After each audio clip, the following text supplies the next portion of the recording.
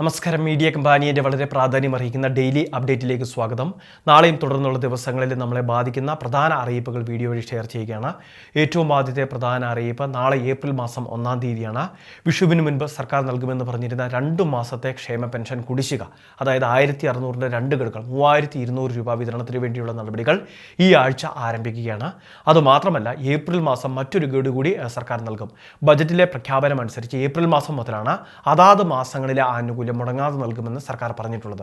അതായത് 2024 ആദ്യ ഗഡു കൂടി നമുക്ക് ലഭിക്കുന്നത് ഈ മാസമായിരിക്കും. പിന്നീട് 2023 ഡിസംബറിലെ ഉൾപ്പെടെ മറ്റു ഗഡുക്കൾ കുടിശ്ശികയുണ്ട്. പക്ഷേ എന്നിരുന്നാൽ പോലും സർക്കാരിൻ്റെ പുതിയ പ്രഖ്യാപനങ്ങൾ അനുസരിച്ച് ഏപ്രിൽ മാസം മുതൽ അതാത് മാസങ്ങളിൽ വിതരണം ചെയ്യുന്നതിന് വേണ്ടിയുള്ള ഒരു പ്രധാന തീരുമാനം സർക്കാർ ഈ അവസരത്തിൽ സ്വീകരിക്കുകയാണ്. ഏപ്രിൽ മാസം 14-ന് മുൻപായിരിക്കും 2 മാസത്തെ കുടിശ്ശിക പെൻഷൻ വിതരണം നടത്തുന്നത്. അത് നമ്മളുടെ ബാങ്ക് അക്കൗണ്ടിലേക്ക്, അതോടൊപ്പം തന്നെ വയ്യാഴികയുള്ള ആളുകളുടെ കൈവശമായിരിക്കും ഈ തുകയുടെ വിതരണം നടക്കുക. രണ്ടാമത്തെ മറ്റൊരു പ്രധാനപ്പെട്ട അറിയിപ്പ്, മഹാത്മാഗാന്ധി ദേശീയ ഗ്രാമീണ തൊഴിലുറപ്പ് പദ്ധതിയിൽ കേന്ദ്ര സർക്കാർ വരുത്തിയിരുന്ന തുക വർധനവ് നാളെ മുതൽ പ്രാബല്യത്തിൽ വരികയാണ്. നമ്മുടെ സംസ്ഥാനത്ത് 333 രൂപയിൽ നിന്ന് ഒരു വർധനമാണ് ഉണ്ടായിരുന്നത്. 346 എന്ന് പറയുന്ന നിരക്കിലാണ് ഇനി നമുക്ക് പ്രതിദിന വേതനം ലഭിക്കുക.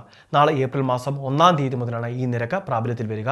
പുതിയ പ്രവൃത്തികൾ ആരംഭിക്കുന്നതും നാളെ തന്നെയാണ്. മൂന്നാമത്തെ മറ്റൊരു പ്രധാനപ്പെട്ട അറിയിപ്പ്, റേഷൻ കാർഡുള്ള എല്ലാ വീടുകളും തീർച്ചയായിട്ടും ഈ അറിയിപ്പുകൾ ശ്രദ്ധിക്കണം. APL വിഭാഗത്തിലെ നീല വെള്ള റേഷൻ കാർഡുകൾ, മുൻഗണനാ വിഭാഗത്തിലെ BPL AV റേഷൻ കാർഡുകൾ, റേഷൻ ആനുകൂല്യങ്ങൾ 3-ഓ അതിലധികമോ മാസങ്ങൾ വാങ്ങാതിരിക്കുന്ന റേഷൻ കാർഡുകൾ തരം മാറ്റും. അവർ വെള്ള നിറത്തിലുള്ള സബ്സിഡി ഇല്ലാത്ത വിഭാഗത്തിലേക്ക് മാറ്റുമെന്ന് സർക്കാരിൻ്റെ പ്രധാന അറിയിപ്പുണ്ട്. കഴിഞ്ഞ ദിവസങ്ങളിൽ ഇത്തരത്തിൽ നിരവധി റേഷൻ കാർഡുകൾ തരം മാറ്റിയിരുന്നു. പിന്നീട് ഇവർ തക്കതായ കാരണങ്ങൾ ബോധിപ്പിച്ചെങ്കിൽ മാത്രമേ മുൻഗണനാ വിഭാഗത്തിലേക്ക് കാർഡുകൾ മടക്കി നൽകുകയുള്ളൂ. അല്ലാത്ത എല്ലാ റേഷൻ കാർഡുകളും സബ്സിഡി ഇതര വിഭാഗത്തിലേക്ക് മാറ്റും. പിന്നീട് സർക്കാരിൻ്റെ വിവിധ ആനുകൂല്യങ്ങൾ അവർക്ക് ലഭിക്കുന്നതുമല്ല. അതുകൊണ്ട് റേഷൻ ആനുകൂല്യങ്ങൾ മുടങ്ങാതെ വാങ്ങുന്നതിന് വേണ്ടി ശ്രദ്ധിക്കണം. മാർച്ച് മാസത്തെ റേഷൻ വാങ്ങാത്തവരുണ്ട് എങ്കിൽ ഏപ്രിൽ മാസം 6-ാം തീയതി വരെ റേഷൻ വിതരണമുണ്ട്.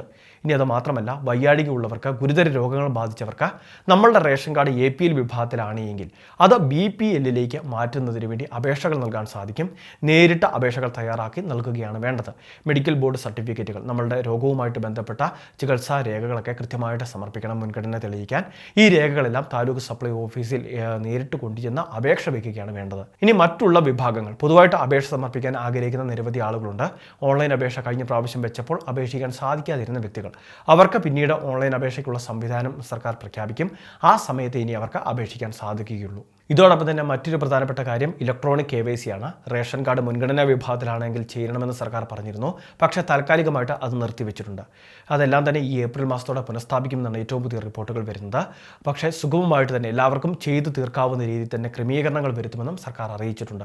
പുതിയ സെർവർ സ്ഥാപിക്കുന്നതിന് വേണ്ടി 3.5 ലക്ഷത്തിന് മുകളിൽ തുക ഇപ്പോൾ തന്നെ അനുവദിച്ചു കഴിഞ്ഞു.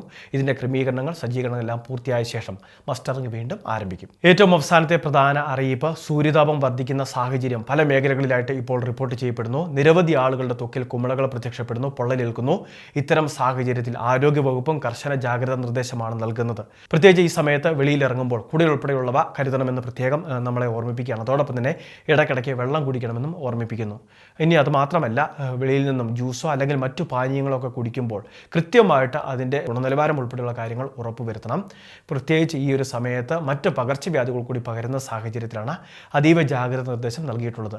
തിളപ്പിച്ച ആറിയ വെള്ളം കുടിക്കുന്നതാണ് ഏറ്റവും അഭികാമ്യം. വളരെ പ്രധാനപ്പെട്ട കുറച്ച് ഇൻഫർമേഷനാണ് വീഡിയോ വഴി ഷെയർ ചെയ്തത്. ഇതുപോലുള്ള വിവിധ അറിയിപ്പുകൾ മുടങ്ങാതെ ലഭിക്കാൻ ചാനൽ സബ്സ്ക്രൈബ് ചെയ്യുക, ഫോളോ ചെയ്യുക.